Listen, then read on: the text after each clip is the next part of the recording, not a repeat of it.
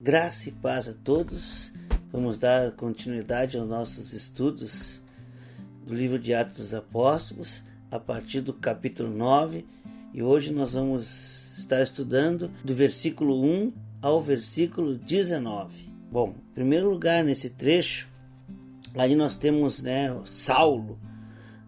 Nós já vimos a questão do nome Saulo. Saulo é o nome judaico do apóstolo Paulo, que é romano por nascimento, e o seu nome romano é Paulo, mas ele passa a sua infância, talvez a pré-adolescência em Tarso, e ele só vem mais tarde, quando vem talvez para Jerusalém, aprender aos pés de Gamaliel, que isso deve ter acontecido mais ou menos entre os 12 e os 18 anos dele, e então ali ele passa a assumir o seu nome judaico de Saulo. E dentro do contexto bíblico, ele não tem um nome transformado por Deus. A partir do momento que Saulo se converte e Deus troca o seu nome, não.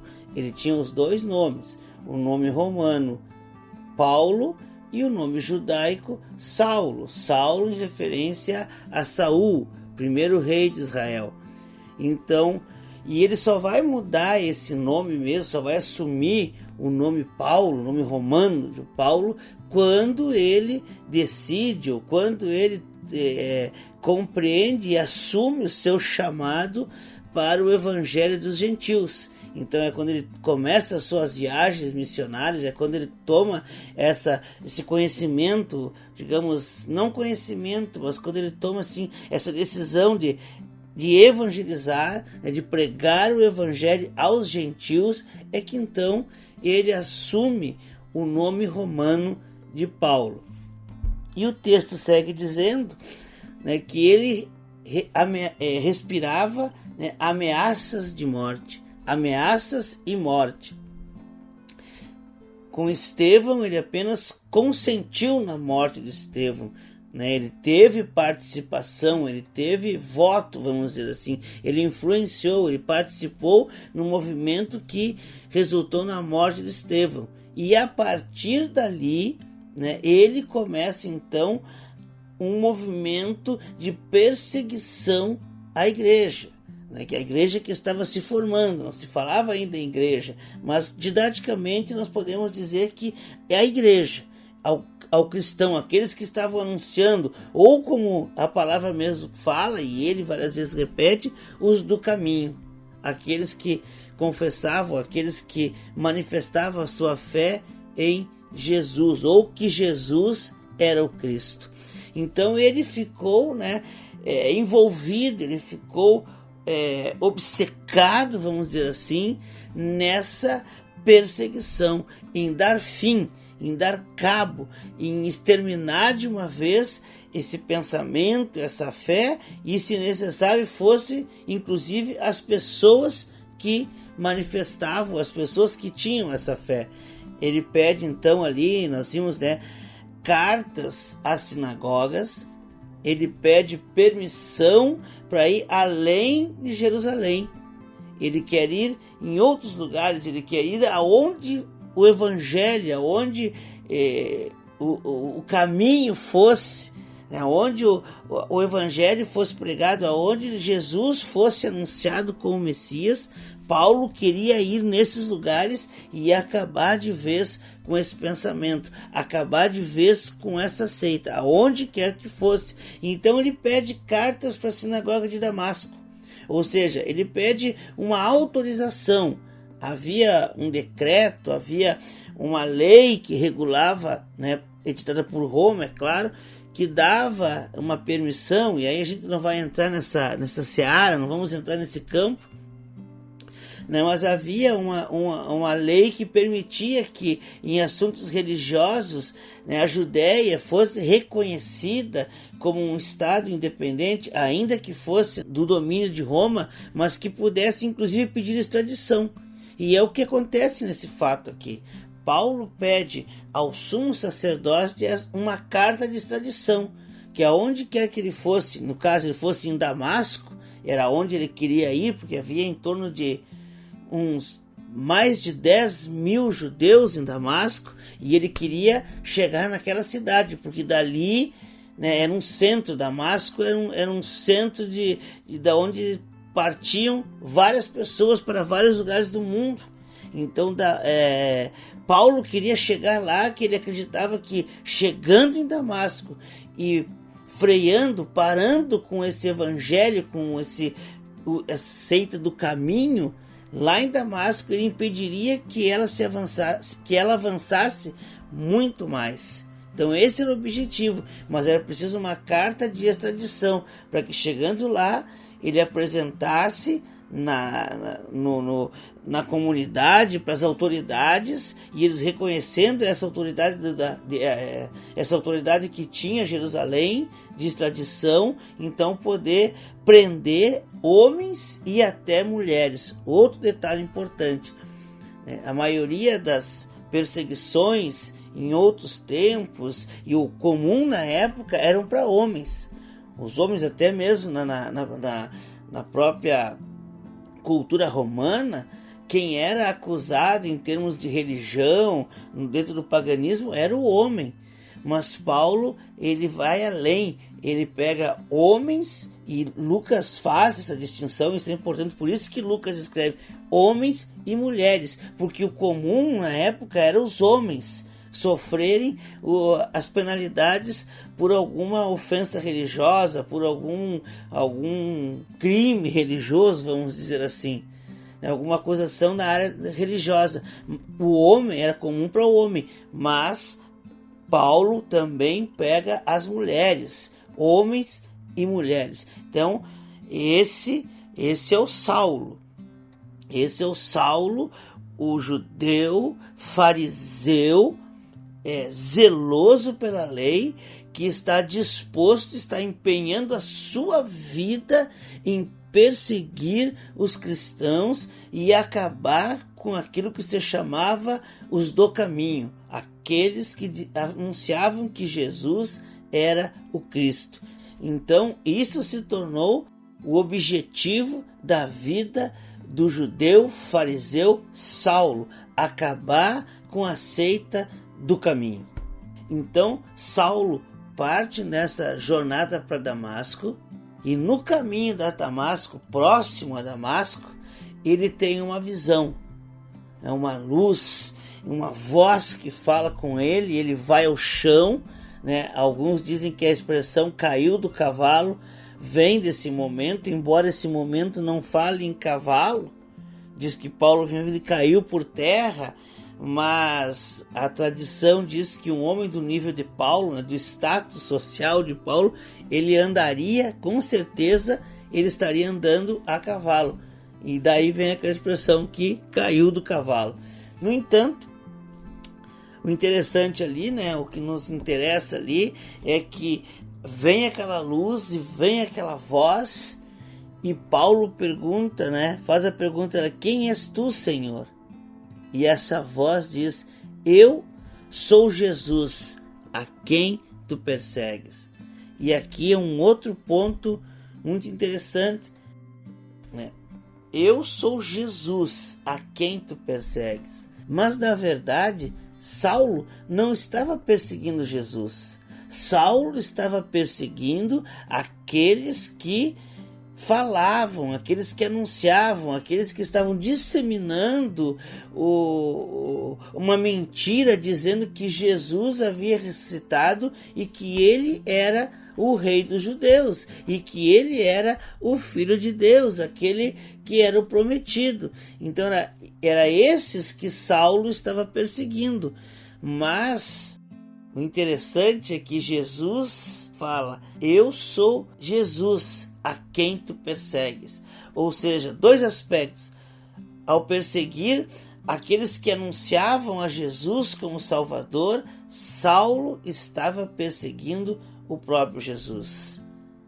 Saulo estava perseguindo a igreja, e a igreja é de Jesus. A igreja pertence a Jesus.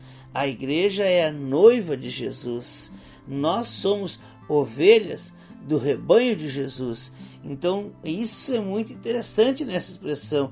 eu sou Jesus, a quem tu persegues. Toda vez que alguém se levanta contra a igreja ou se levanta contra a vida daqueles que estão em Cristo, é contra Cristo que estão se levantando, contra o próprio Cristo que estão se levantando. E também o aspecto do Jesus. Paulo estava... E também o aspecto do próprio Jesus. Saulo estava perseguindo o anúncio da salvação. Jesus era o anúncio da salvação. Então, esses dois aspectos, ao próprio Jesus, e quando se refere à igreja, a igreja de Jesus, as ovelhas de Jesus. Porque para Saulo é preciso entender que ele não tinha esse conhecimento, porque ele não estava perseguindo Jesus. Para ele, Jesus estava morto e estava sepultado. Essa ideia que Jesus havia ressuscitado, isso tudo era uma mentira, era uma invenção. Então era por isso que Saulo estava perseguindo os cristãos. Nós precisamos entender isso aí. Para ele era uma blasfêmia, para ele era algo absurdo. Essa ideia de que aquele que havia morrido no madeiro, ou seja, se fez maldição, poderia ser então o rei dos judeus. Seria o Salvador, seria o Messias. Era impossível, isso era algo muito difícil deles assimilarem. E por isso Saulo, então, como um fariseu zeloso, decide acabar com os do caminho. Então, neste encontro, Saulo perde a visão, ele é conduzido até Damasco e ele permanece 3 dias. E nesses 3 dias, sem enxergar nada, ele não come e também não bebe.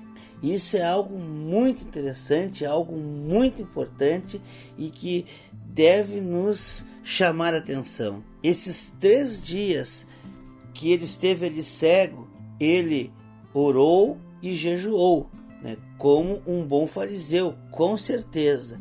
Mas esses 3 dias foram 3 dias em que o Senhor falou profundamente ao coração de Saulo. Em que o Senhor ministrou, em que o Espírito Santo falou de uma forma tremenda e poderosa ao coração daquele que perseguia a igreja.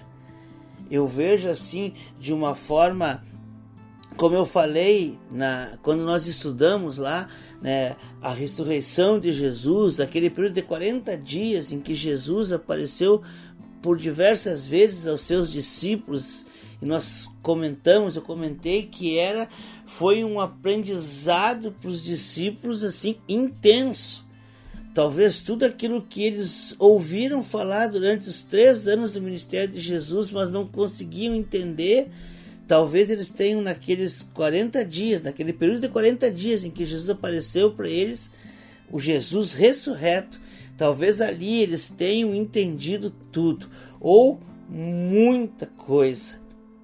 Algo que transformou a vida deles, algo sobrenatural, porque Jesus havia dito que iria morrer e ressuscitar. E agora eles estavam falando com Jesus, com o homem que havia morrido e ressuscitado, cumprindo a profecia. Logo, o que vinha de Jesus naquele momento, do Jesus ressurreto, era algo com autoridade, era algo sobrenatural, era algo... E eu creio que nesses 3 dias, Saulo recebeu algo semelhante, em poder, porque muitas vezes ele fala o que recebi do Senhor, como no caso da ceia ali, 1 Coríntios capítulo 11, da ceia do Senhor, ele fala o que recebi do Senhor. E tantas outras passagens em que Paulo fala que recebeu do Senhor. Eu creio que nesses 3 dias ele tenha recebido grande parte daqueles ensinamentos que depois nós lemos nas suas cartas. Eu creio que foi um momento de muita profundidade, um momento de muita entrega, um momento assim, algo muito especial em que Saulo aprendeu diretamente do Senhor. Mais tarde, nas próximas aulas, nós vamos comentar sobre isso, porque Paulo várias vezes afirma que o conhecimento que ele tem, que o chamado que ele tem, que o ensinamento que ele tem, vem do Senhor.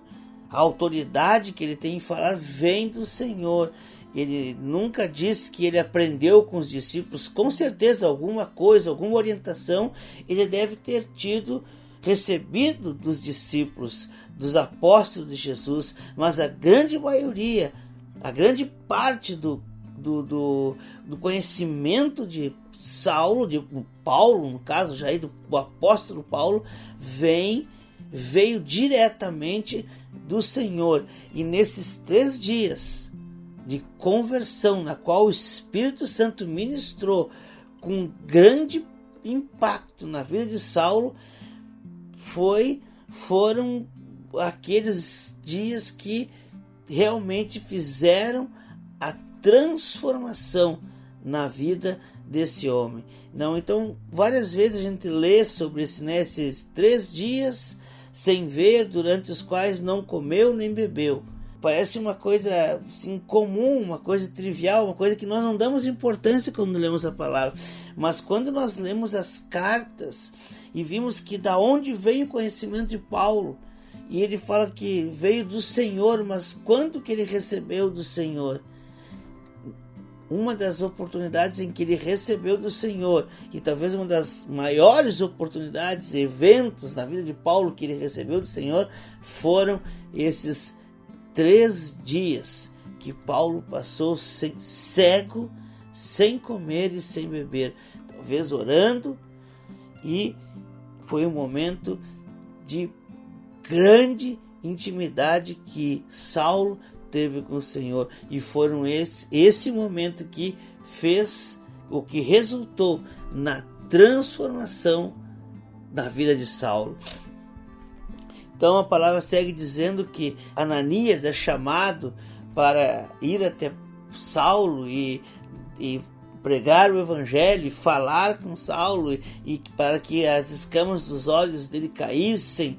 E o Ananias, ele fica um pouco temeroso, e ele fala, a fama do Saulo, né? Quantos males tem feito aos teus santos em Jerusalém, né? E para cá trouxe a autorização dos principais sacerdotes para prender a todos que invocarem o teu nome. Mas Jesus diz, vai, porque eles te é para mim um varão valoroso. Mas Jesus tem um propósito, e um grande propósito para a vida de Saulo, e então Ananias, mesmo sabendo que a sua vida corria risco, ele vai até Saulo, então impõe as mãos, ora, caem as escamas, como que escamas dos olhos de Saulo, e ele volta então a enxergar, ele é batizado, ele recebeu a palavra do próprio Jesus, ele teve orientação ali, né, intensiva de Ananias, e então ele é batizado e permanece alguns dias em Damasco com os discípulos, mas não com os discípulos de Jesus, não com os apóstolos, porque aqueles permaneceram em Jerusalém. Os discípulos, nesse caso, são aqueles seguidores de Jesus que estavam ali em Damasco. E para encerrarmos esse estudo, nós precisamos considerar algumas coisas que são de grande relevância e não estão explícitas no texto. É preciso uma leitura mais aprofundada, mas o texto nos mostra isso. Em primeiro lugar, que Paulo era um fariseu, e um fariseu zeloso, um fariseu que tinha um profundo anelo, um profundo zelo pela lei de Moisés, pelos costumes, e ele chega a ser radical. Num estudo mais aprofundado, nós vamos ver que diferencia do seu mestre, porque Saulo aprendeu aos pés de Gamaliel.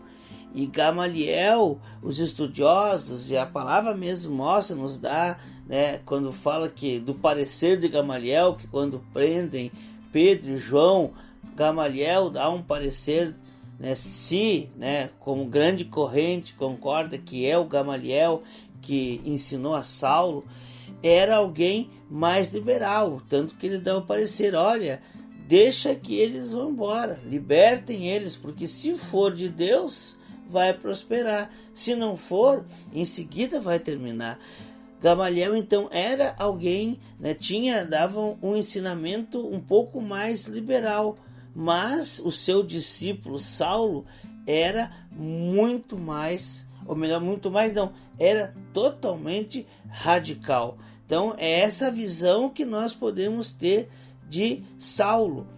Alguns estudiosos, né, dizem que se podemos comparar Saulo com hoje um fundamentalista. Hoje nós vimos aí, né, o fundamentalismo islâmico, principalmente, né, os homens bombas, aqueles que entregam a própria vida para tirar a vida de outros em razão da fé. Saulo era alguém desse nível, era alguém que tinha alguém com um propósito ou com um desejo de cumprir o seu propósito nesse nível, de um fundamentalista, de um terrorista.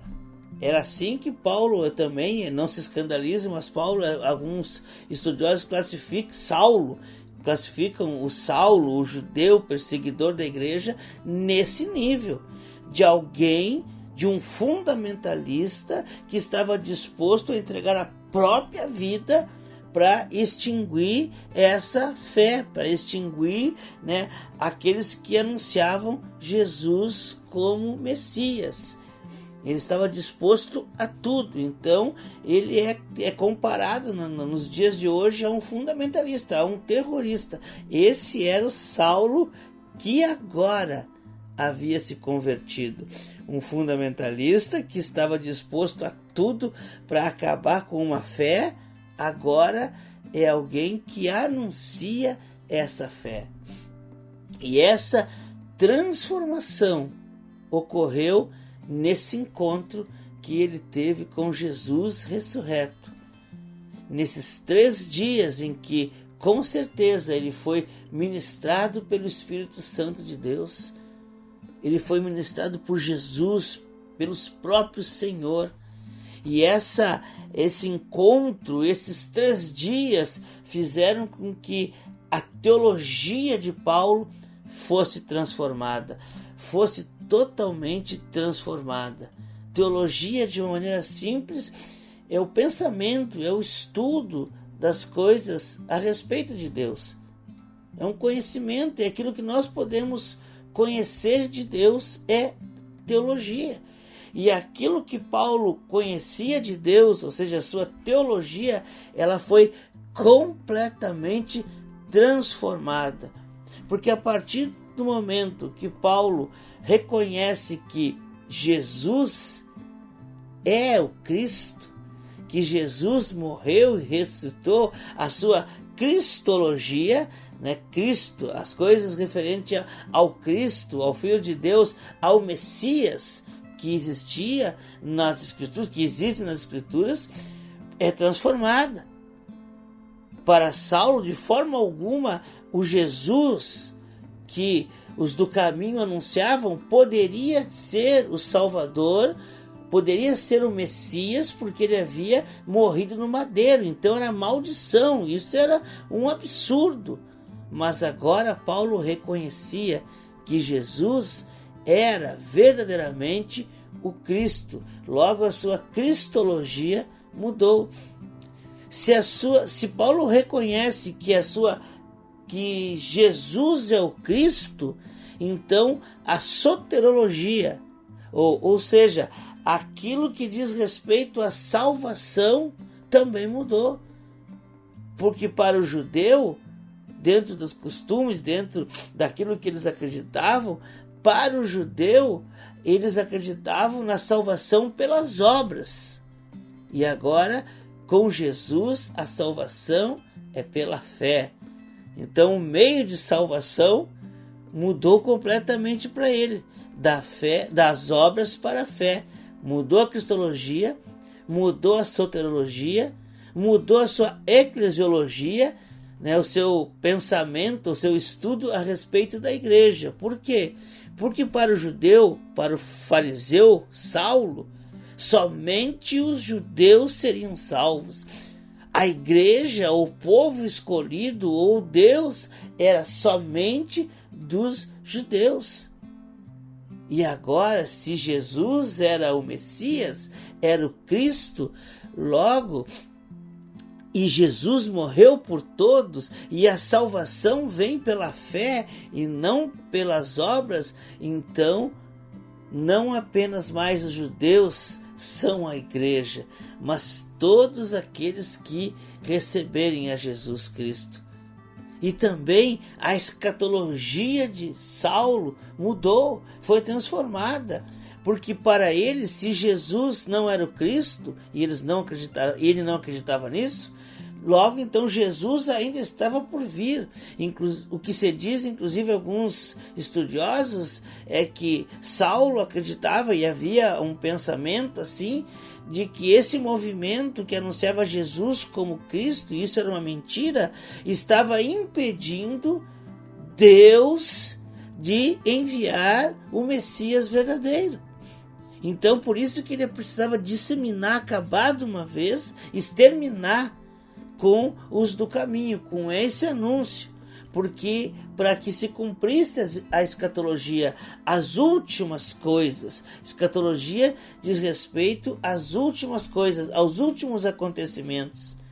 Mas então, se Jesus era o Cristo, então o Messias já havia se revelado, e uma vez o Messias revelado, acontece aquilo que depois Paulo, já o apóstolo, o evangelista, vem chamar de plenitude dos tempos. A plenitude dos tempos é o início do fim. Mas como o Messias ainda não havia vindo, esse tempo não havia chegado ainda a plenitude dos tempos. Mas quando Saulo reconhece que Jesus é o Cristo, é chegada então a plenitude dos tempos, e a escatologia, o pensamento de Paulo muda. Enfim, Paulo teve toda a sua estrutura abalada, o seu pensamento que era por demasia complexo, o seu conhecimento que não era pouco, foi todo ele transformado neste encontro e nessa ministração, nesses 3 dias, a respeito de Jesus, a respeito da verdade de que Jesus era o Cristo. Esse homem foi transformado por inteiro nesse encontro. E nós vamos ficando por aqui, mas no nosso próximo encontro nós ainda estaremos dando continuidade nesse processo da conversão do perseguidor Saulo no grande apóstolo, no grande homem de Deus, Paulo. Que Deus nos abençoe.